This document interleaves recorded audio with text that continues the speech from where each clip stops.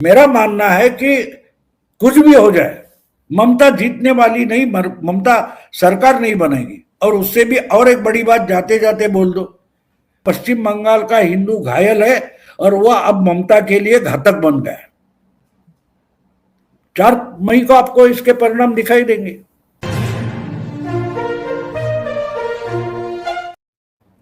नमस्कार, आप सभी राष्ट्रवादियों का एमबीएन नेटवर्क में एक बार फिर से बहुत बहुत स्वागत है। मेरे साथ जुड़ चुके हैं आदरणीय भाऊ तुलसेकर जी। भाऊ ने अब से नहीं, बंगाल पर हमने कई शो किए हैं, जो भी विश्लेषण किया, जो भी संकेत दिए, सब सही साबित हो रहे हैं। लेकिन ओपिनियन पोल देखे तो लगता है कि मजाक चल रहा है। ममता दीदी से भयभीत होकर के, डर के ओपिनियन पोल खेले जा रहे हैं। और ये खेल शब्द का इस्तेमाल मैं क्यों कर रही हूँ, क्योंकि ओपिनियन पोल में गंभीरता दिखाई नहीं दे रही है, गंभीरता गायब है। और अब तो 90 लाख से ज्यादा वोट कट चुके हैं, तस्वीर बदल गई है। दूसरे, जजेस को होस्टेस करने के बाद जो थू थू हुई है बंगाल में, बंगाल की जनता ने देखा, देश दुनिया ने देखा। वहाँ की कानून व्यवस्था पुलिस से लगभग छीन ली गई है, सेंट्रल फोर्सेस के हाथ में है वहाँ का लॉ एंड ऑर्डर। तो भाऊ से समझते हैं कि बंगाल का मूड क्या कह रहा है। जल्दी से आप वीडियो को लाइक कर लीजिए और भाऊ का स्वागत कर लेते हैं। भाऊ, बहुत बहुत स्वागत है आपका। नमस्कार। नमस्कार भाऊ, एसआईआर ने बहुत बड़ी चोट दी है टीएमसी को। 90 लाख से ज्यादा वोट कट गए हैं, इसके बाद भी लगातार टीएमसी गलतियां कर रही है। तो बंगाल का मूड क्या कह रहा है? आपको नहीं लगता कि ममता की जमीन डामाडोल हो रही है? एक बात होती है, देखो, जो वोटिंग होती है उस वोटिंग में ज्यादा से ज्यादा वोट आपको मिलेंगे तो आपके ज्यादा से ज्यादा एमएलए चुनकर आएंगे, आपकी मेजोरिटी होगी। तो वोटर कितने, अभी पुद्दुचेरी में क्या है, पुद्दुचेरी में देखो आप, तो एक एमपी चुनकर आता है, उनके 10 लाख से भी कम वोटर है। तो फिर 7 करोड़ में से 90 लाख वगैरह घट गए 7.5 करोड़ से। तो जितने गिरेंगे 5 करोड़ है तो 5 करोड़ में होगा। छोटा राज्य गोवा में कुछ 20 लाख वोटर है, वहां भी एसआईआर होता है, हर जगह एसआईआर होता है। ये इन्होंने बना दिया, हम लोग भी उस पर बोल रहे। मेरी समझ में नहीं आता, एसआईआर नहीं होगा तो क्या होगा? जो मरे हुए, अगर 2003 के बाद अब 23 साल हो गए, अगर वोटर लिस्ट करेक्ट नहीं होगी, कोई उठकर अपना नाम जोड़ने के लिए पहुंचा तो पहुंचा, वरना जनरली जिसको हम हेड काउंटिंग बोल सकते हैं, हर जगह कितने वोटर है, क्या है वो जिंदा है या नहीं, जगह छोड़ कर गए कि नहीं, ये अपडेट करना पड़ता है। तो उसमें ममता ने एक बवाल खड़ा कर दिया और हम सब मीडिया पूरा लगा हुआ है, ऐसा है ऐसा है ऐसा। मेरी समझ में नहीं आता। यानी ममता अपना एजेंडा चलाएगी, वो बात ठीक है, लेकिन अब टेस्ट मैच होते थे पुराने जमाने में, तो जब तक एक इनिंग खत्म नहीं होती तब तक 2-2 दिन तो बैटिंग करते रहते, 2-2 दिन बॉलिंग करते रहते। फिर आ गया लिमिटेड ओवर मैच, 50-50 ओवर का मैच होता था। 50 ओवर में जो कुछ करना है करो, बाद में दूसरी टीम 50 ओवर खेलेगी। हाँ, अब उसके बाद आ गया कि भाई बारिश हो गई तो मैच रुक जाते, तो क्या करें, ऐसा ड्रॉ नहीं छोड़ सकते। तो उन्होंने तय किया, कुछ रूल बनाया, डकवर्थ लुइस। तो अगर बारिश हो रही है और पहली बैटिंग पूरी हो चुकी है तो दूसरे के लिए ओवर्स कम करके उसी दिन मैच खत्म करना है, तो उसके लिए ओवर तय करके देते हैं, भाई 2 ओवर कम हो गए और आपको इस रन रेट से जाना है। मैं तो 57 के बच्चा था, स्कूल में, तब से देख रहा हूँ कि मेरी माँ सोशलिस्ट पार्टी का, उस वक्त की सोशलिस्ट पार्टी, उसमें काम करती थी। बच्चा था लेकिन उनके साथ कभी कभी वो बैठक होती थी, वहां लेकर जाती थी। मैंने वहां चर्चा सुनी है।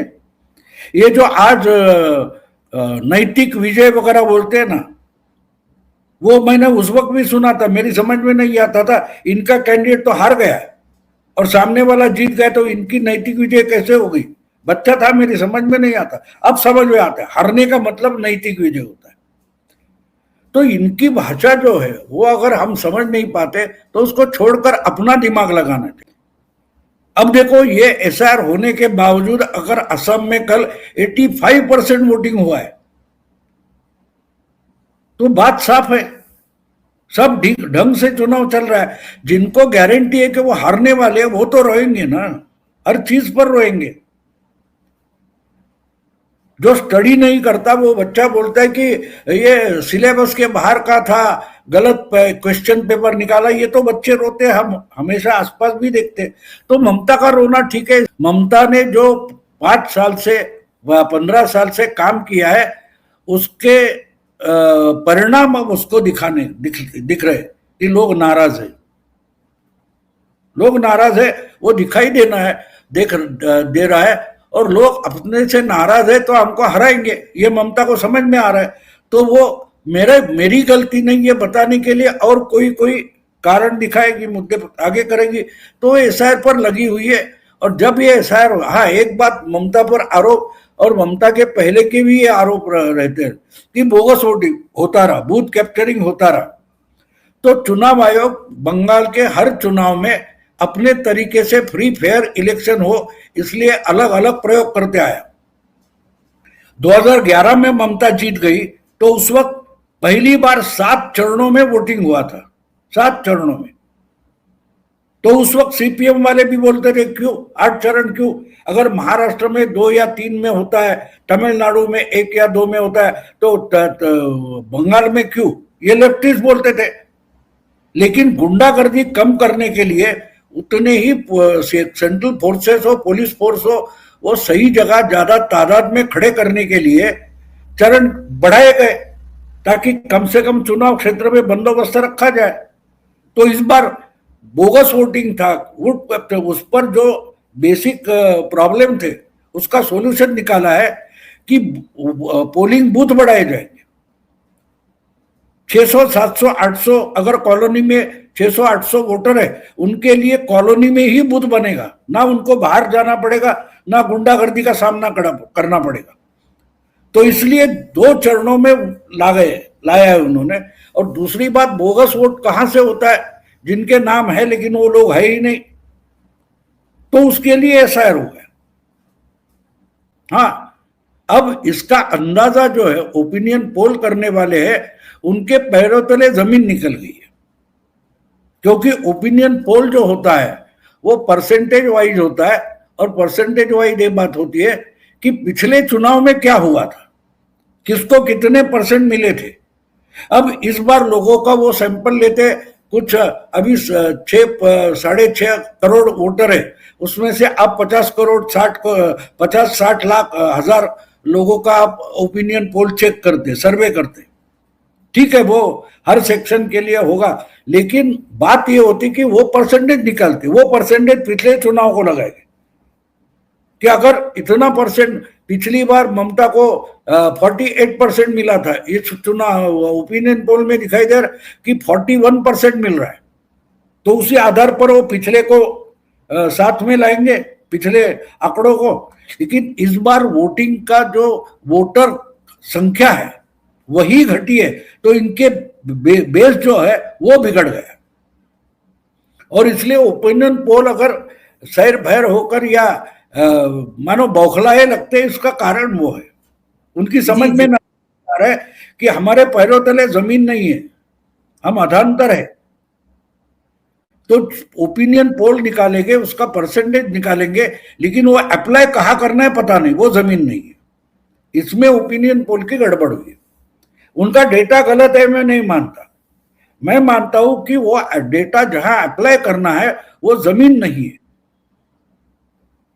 लेकिन भाऊ, मीडिया अलग से नाप तोल के बोल रहा है और बंगाल के अखबार भी डरे हुए हैं। आपने भी, आपके पास भी वो खबरें आ रही होंगी, और जो पॉलिटिकल विश्लेषक हैं वो अलग से डर करके विश्लेषण कर रहे हैं, अपना जो उनके मन में आ रहा है वो बोल रहे हैं। मतलब उन्हें ये कैसे पता है कि कौन डरा हुआ? आपको नहीं लगता कि ओपिनियन पोल वाले ही डरे हुए हैं? अब उस पर तो मैंने वीडियो ही बना दिया है, वोटर निर्भय बना है और पोस्टर डरे हुए, इस पर मैंने वीडियो ही बनाया। क्योंकि ये नोएडा में बैठे, नोएडा में बैठकर बोल रहे, तो वो डरे हुए, और डरे ही इसलिए वोटिंग को नहीं जाएंगे। उनका वोटर लिस्ट में नाम तक नहीं है, क्योंकि वोटिंग बंगाल में होने वाली है। तो ये अपनी मनगढ़ंत कहानियां बता रहे, आज तक का जो अनुभव होता है बात यह है कि मैं मुंबई में रहा हूं, जिंदगी में पूरी जिंदगी में मुंबई में रहा हूं, लेकिन मेरा बचपन या मानो पहले 35-40 साल जिस लालबाग वगैरह मिल वर्कर्स एरिया है वहां गए, बहुत सालों से मैं वहां गया नहीं हूं। आजकल जाता हूं, वो मिल के जो प्लॉट्स थे उस पर वही बड़े टावर खड़े हो गए, मैं जाकर डरता हूं ये कहाँ का लालबाग है, कि मेरे बचपन का लालबाग नहीं है, लेकिन मेरे दिमाग में जो लालबाग की इमेज है, अगर उस पर आधार पर मैं लालबाग का वर्णन करने लगता हूं तो वो गलत साबित होता है, क्योंकि आज वहां की परिस्थिति बदली है। वहां जो मिल की चिमनी होती थी उसके 2 गुना ऊंचा टावर लगा हुआ है। तो इनके मन में जो पहले से बातें तय है, थियरीज है, उसके आधार पर अगर ये चुनाव के नतीजे ढूंढने को निकले तो वो गलत साबित हो गए। इसका मतलब आपका डेटा गलत नहीं, आपका सर्वे गलत नहीं, आपकी थियरी गलत है, तो गड़बड़ वहां हो जाती है। इसलिए तय नहीं कर पा रहे कि इतने परसेंट वोट हो गए तो वो कितने कन्वर्ट हो गए, कितने सीट में जाएंगे, ये इनको समझ में नहीं आ रहा है, क्योंकि एसआईआर से जो बेस था वो बदला है। और दूसरी बात है कि जो पिछले 3-4 चुनाव में परिस्थितियां थी वो बदली है। चुनाव आयोग आपको मस्ती करने नहीं देने वाला है। जिस ढंग से वो मालदा हो, मुर्शिदाबाद हो, वहां की गुंडागर्दी है, उसके बाद सुप्रीम कोर्ट, हाई कोर्ट से लेकर चुनाव आयोग ने जो कड़े फैसले लिए, उसके बाद समझ में आ रहा है वहां के गुंडे डरे हुए, जो लोगों को डराते थे वो खुद डर गए। अगर लोग डरे हुए तो वो शुभेंदु अधिकारी के पर्चा भरने के लिए, नॉमिनेशन के लिए जो रैली निकली थी उसमें तो हजारों लोग नाच रहे थे, महिलाएं नाच रही थी, और टिपिकल बंगाली साड़ी पहनकर झांझ वगैरह बजा रही थी, ढोल बज रहे थे, ट्रम्पेट बज रहा था, डमरू बज रहा था, शंख बज रहे थे। वो उनको क्या Z+ सिक्योरिटी मिली है? वो तो रैली खत्म होने के बाद अपने अपने घर पे जाएंगे। उनके चेहरे तो गुंडों ने देखे ना, कहीं सुना है पिछले 2-3 दिन में उनको किसी ने जाकर पीटा, धमकाया? तो ये घर में बैठकर टेबल न्यूज बनाते हैं कि नहीं नहीं बंगाल तो वायलेंट ही है, बंगाल का चुनाव मतलब वायलेंस होना ही होना है। ये सालों से चलता है, ये हमने सालों से सुना है, सांप दिखा तो मारो पहले, क्योंकि सांप डसता है। अब हर सांप जहरीला नहीं होता, ये अब लोगों के समझ में आ रहा है ना। हर सांप को लोग नहीं मारते जी, अपने रास्ते से जा रहे हैं जाने देते, लेकिन दिमाग में पीढ़ियों से जो भरा है कि नाग या सांप डसता है और हम मर जाते। तो जिनको नई जानकारी नहीं है वो पुरानी जानकारी पर चलते हैं। तो जो पॉलिटिकल एनालिस्ट है और ओपिनियन पोल करने वाले हैं वो पुरानी जानकारी पर फंसे हैं। वो वहां जाके आप देखो तो आपको पता चलेगा। और भाऊ बंगाल के लोगों से जब बात होती है तो ये भी समझ में आ रहा है कि अब उनके लिए सबसे इम्पोर्टेंट क्या है। मतलब उन्हें इससे मतलब नहीं है कि ममता हारेगी या जीतेगी, उन्हें एक बदलाव चाहिए। तो ये आपको नहीं लगता कि एक बहुत स्मार्ट मूव है बंगाल की जनता का? नहीं, मैं नहीं मानता कि बदलाव चाहिए, लोगों को बदला चाहिए। देखो पश्चिम बंगाल की पॉलिटिकल सिचुएशन लोकसभा चुनाव के बाद बदल गई है, क्योंकि आपको याद होगा 2024 के जून में, मई में, अप्रैल में, 2 साल पहले जो लोकसभा का चुनाव हुआ था उसके 2 महीने बाद अगस्त 2024 में हसीना वाजेद को बांग्लादेश छोड़कर भागना पड़ा। वो ठीक है, वहां की जो कुछ राजनीति होगी उसका परिणाम होगा, वो छोड़ दो। बात ये थी कि उसमें हिंदुओं का दोष क्या था? ये पार्टी हो या वो पार्टी हो, बीएनपी हो या जो कोई अवामी लीग पार्टी हो, वो दोनों का झगड़ा था, जमाते इस्लामी का झगड़ा होगा। लेकिन वहां की जो हिंदू जमात है, हिंदू पॉपुलेशन है, उनका उसमें क्या प्रॉब्लम था? उनको मारने की क्या जरूरत थी? बहुत सारे लोगों के घर जलाए गए, मारा गया, पीटा गया, घायल किया गया। तो उसकी मुझे याद है, उसकी पहली रिएक्शन पश्चिम बंगाल में सिलीगुड़ी में आई थी। सिलीगुड़ी में, पश्चिम बंगाल में, इंडिया में लोग रास्ते पर उतर आए थे और निषेध कर रहे थे। और उसके बाद एक हफ्ते बाद बंगाल में 1 लाख 1.5 लाख से ज्यादा हिंदू इकट्ठा हो गए ढाका में। और जो वहां का उस वक्त का एडमिनिस्ट्रेटर था मोहम्मद यूनुस, उसको सरस्वती मंदिर तोड़ा गया था, उधर जाकर माफी मांगनी पड़ी थी।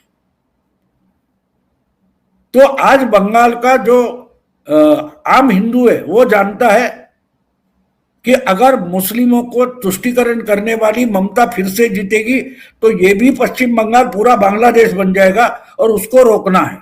तो लोगों को बदलाव नहीं चाहिए, बदला चाहिए। जो मुस्लिम तुष्टीकरण करेगा हम उसको सत्ता में नहीं आने देंगे। और ये ममता वैसे भी ग्राउंड की लीडर है, उसको पता है। वो उसके पार्टी का ही नाम तृणमूल कांग्रेस है, ग्रासरूट लेवल से आई हुई कार्यकर्ता है। तो लोगों में जो बदलाव हो रहा है उसको पूरा पता है, और इसलिए वो ज्यादा से ज्यादा मुस्लिम वोट अपनी तरफ रहे, इस भरोसे हिंदुओं की परवाह ना करते हुए वो जो 30-35% मुस्लिम है उनको अपने साथ पोलराइज करने के पीछे पड़ी है। क्योंकि उसने देखा है बहुत सारा चुपके ना बोलने वाला भी हिंदू अब रास्ते पर उतरकर खुलेआम कैमरे के सामने भी बोलने लगा है। अब हर हिंदू बंगाल का जो कोई 4-5 करोड़ हो वो आकर पत्रकार को नहीं बोलेगा कि मैं नहीं डरा हूं। उसको काम अपना करना है, घर का चूल्हा रोज जलाना है। वो पत्रकारों के लिए खाली नहीं है, प्रवक्ता नहीं है, लेकिन वो अपने तरीके से काम रहा है। और ये आपको अलग अलग ओपिनियन पोल में भी रिफ्लेक्ट होते हुए दिखाई देता है। मैं 2 ही ओपिनियन पोल के डेटा पॉइंट आपको बताऊंगा। एक है कोई वोट वाइब करके जो एक संस्था है, उसने जो लिया उसमें एक सवाल था एसआईआर के बारे में आपका क्या मत है। तो 66% उस ओपिनियन पोल में 66% लोग बोल रहे हैं कि एसआईआर अच्छा तरीके से हुआ है, एसआईआर होना चाहिए था। तो वो बोल रहे, उसका मतलब वो डरे हुए? बिल्कुल नहीं। वो बता रहे ममता झूठ बोल रही है, ममता गलत मुद्दे पर बोल रही है, ममता झूठी है। तो वो 66% साफ साफ बोल रहे हैं कि हमको ममता का झूठ हमने पकड़ा है। तो क्या झूठ बोल रहे इसको ले वोट उसको देंगे? नहीं देंगे। एक डेटा पॉइंट। दूसरा, उन्होंने उस ओपिनियन पोल में पूछा कि भाई आप किस मुद्दे पर वोटिंग करने वाले हो। तो 58% बोलते हैं कि हमको डेवलपमेंट चाहिए। क्या ममता डेवलपमेंट पर बोल रही है? नहीं बोल रही है। मोदी या शाह बोल रहे। 54% कुछ लोग बोल रहे हैं कि हमें पलायन करना पड़ता है पढ़ने के बाद, और बाकी राज्यों में स्टेट में जाकर जॉब ढूंढनी पड़ती, हमको यहाँ एम्प्लॉयमेंट चाहिए, इसलिए इन्वेस्टमेंट चाहिए। क्या ममता उस पर बोल रही है? नहीं बोल रही है। अमित शाह बोल रहा है, नरेंद्र मोदी बोल रहे हैं। तो उससे साफ झुकाव दिखाई दे रहा है। डेटा बोल रहा है, लेकिन इनको डेटा सुनना नहीं है, ना डेटा समझना है। तो आपका ओपिनियन पोल का जो डेटा है वो सही है, लेकिन आप उसके आधार पर जो निष्कर्ष निकाल रहे हैं वो गलत है। और इससे भी अगर कोई न्यूट्रल लोग ममता के साथ जाना चाहते थे, उनको भी मालदा और मुर्शिदाबाद की घटनाओं ने दूर ढकेला है। और मैं बार बार एक बात रिपीट करता हूं कि जो धुरंधर की बात है कि 2 साल से बंगाल, पश्चिम बंगाल का हिंदू घायल है और वह अब ममता के लिए घातक बन गया है। 4 मई को आपको इसके परिणाम दिखाई देंगे। बहुत बड़ी बात की है भाऊ आपने। और देखिए, आपने जो जिक्र किया मालदा की घटनाओं का, मुर्शिदाबाद की घटनाओं का, जजेस को होस्टेस करने के बाद जो थू-थू हुई है बंगाल की जनता ने वहां देखा। और देखिए, इतनी बड़ी मात्रा में फोर्स वहां लगाई गई है, शायद ही इतनी बड़ी कभी फोर्स वहां लगाई गई हो, केवल इसलिए क्योंकि चुनाव आयोग भी समझ गया है कि वेस्ट बंगाल में पूर्व में क्या खेला होता रहा है। ये खबर 5-6 ज्यादा से ज्यादा 10% लोगों का मामला है। 90% लोग मीडिया से बिल्कुल अलग है। वहां क्या चल रहा है ये मीडिया को पता नहीं। लोग डरे हुए थे। आर्म फोर्सेस वहां पहुंचे तो लोग सबर गए। वोटर को ये सब चीजें डिस्कस करने के लिए टाइम नहीं है। वो अपने पेट के पीछे दौड़ता रहता है 90%। ये आप और मेरे जैसे जो चंद लोग हैं उनकी खुजली है कि ये हो गया तो वो हो गया, वो होगा तो वो होगा। ये चर्चा करना हमारी खुजली है, आम जनता की नहीं है। उनकी समस्याएं अलग है, उनकी समस्याओं का हमें पता तक नहीं है, और इसलिए उनकी बातों पर जब हम अपना कुछ ज्ञान देते हैं ना, वो गलत होता है, ऐसे मैं मानता हूँ। मैं बहुत सामान्य लोगों से राजनीति सीखता हूँ। मैं अपनी एक अनुभव की बात बोलूंगा। हमारे यहाँ सातारा डिस्ट्रिक्ट में एक गांव है, मैं वहां बहुत बार जाता हूँ। तो वहां एक घर में मैंने एक रूम लेकर रखे, मेरा सामान पड़ा है। तो वहां जो मैं जाता हूं तो मुझे मदद करने, घर साफ करने या खाना वाना पका के परोसने वाली जो है एक महिला, वो खेत में काम करती है, उसका खुद का छोटा खेत है वगैरह वगैरह।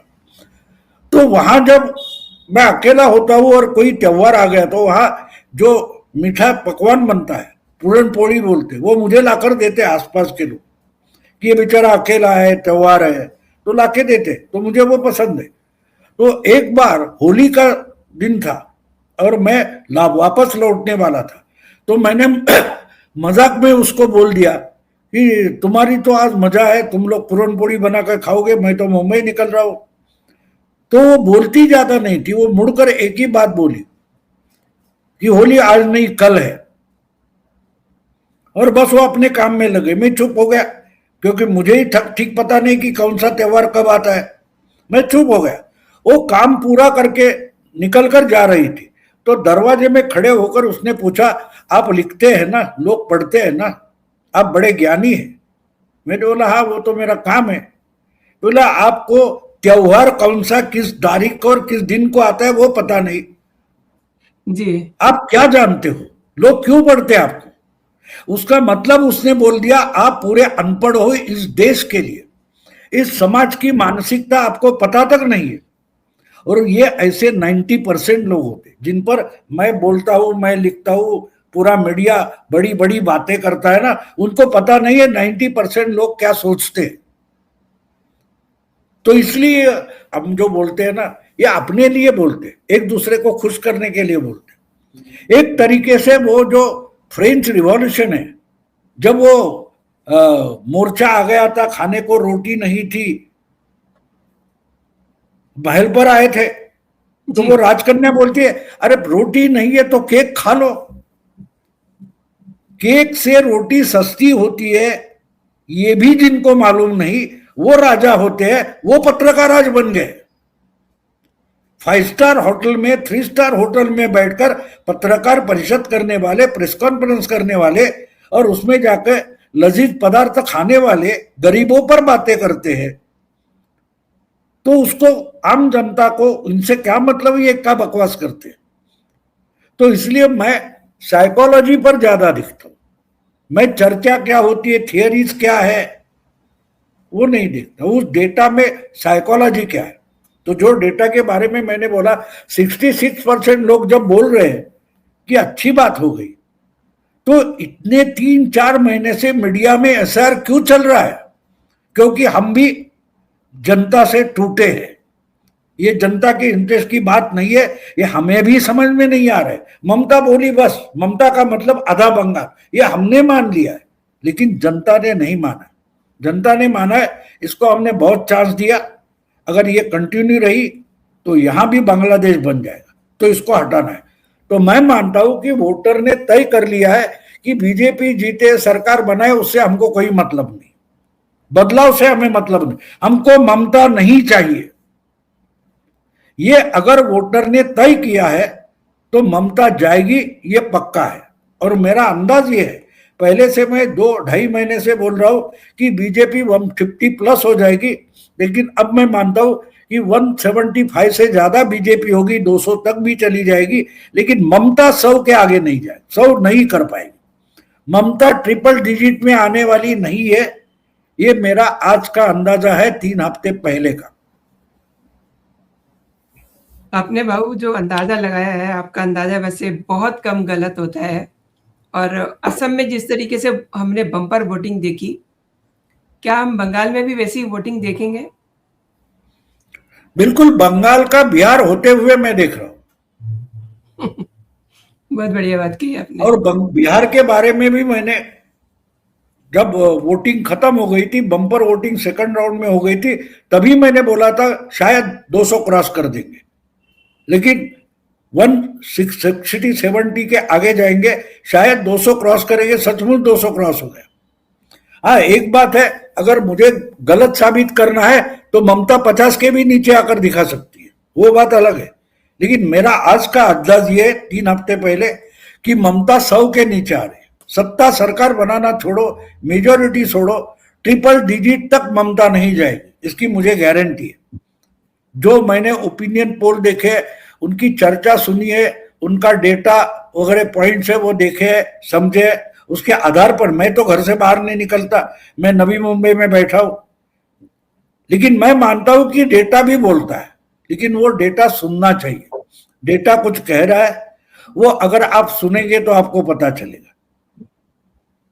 तो इसलिए मेरा मानना है कि कुछ भी हो जाए, ममता जीतने वाली नहीं, ममता सरकार नहीं बनेगी। और उससे भी और एक बड़ी बात जाते जाते बोल दो, आसाम का वोट खत्म हो गया, हेमंत विश्व शर्मा वहां से फ्री हो गया।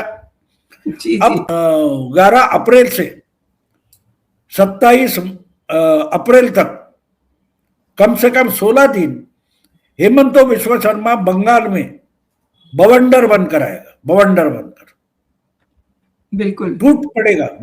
हेमंत विश्व शर्मा का कहर बंगाल में टूट पड़ेगा ममता पर। बहुत बड़ी बात ये कही है भाऊ आपने। बिल्कुल धुरंधर के स्टाइल में वो बंगाल में पहुंचने वाले हैं हेमंत विश्व शर्मा।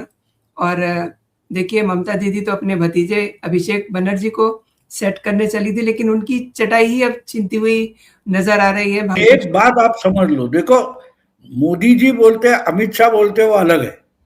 शुभेंदु अधिकारी अभी उतना बड़ा नेता माना नहीं गया, लेकिन हेमंत विश्व शर्मा ये सक्सेसफुल पॉलिटिशियन है। 5 साल उसने आसाम बदल कर दिखाया है। तो मेरा मानना है कि, और वो अच्छी बंगाली भी बोल सकते हैं हेमंत विश्व शर्मा। तो इसलिए मोदी और अमित शाह से भी ज्यादा, शुभेंदु अधिकारी से भी ज्यादा अगले 15 दिन हेमंत विश्व शर्मा बंगाल में बड़ा प्रभावी बवंडर बन के आएंगे, क्योंकि अब उनको असम की जिम्मेदारी नहीं है। काउंटिंग होगी तब होगी, उनको असम से छुट्टी मिल गई है, तो वो पूरा टाइम बंगाल में रहेंगे और बंगालियों को अच्छी तरीके से समझेगा, उस भाषा में बोलेंगे, और इसका परिणाम ममता को बहुत भारी पड़ेगा। सही कहा भाऊ आपने। और भाऊ आपने मेरे लिए समय निकाला और मेरे दर्शकों के लिए समय निकाला, और उनको आपने कई महत्वपूर्ण विषय पे आपने जानकारी दी भाऊ।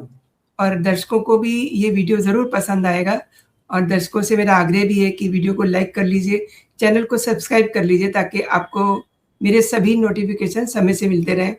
भाऊ अगेन बहुत बहुत धन्यवाद आपका। जय हिंद, जय भारत।